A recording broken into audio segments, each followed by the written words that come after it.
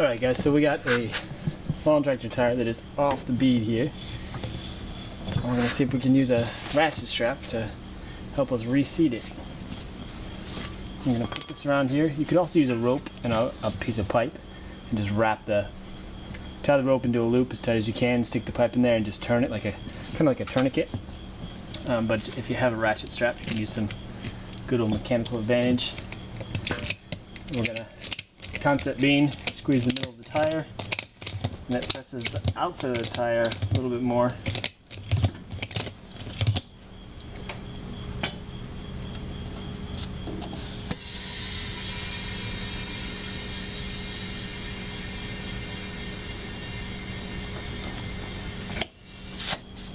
There we go. You can seat a lawnmower tire, small tire, with ratchet strap or a piece of rope and a pipe.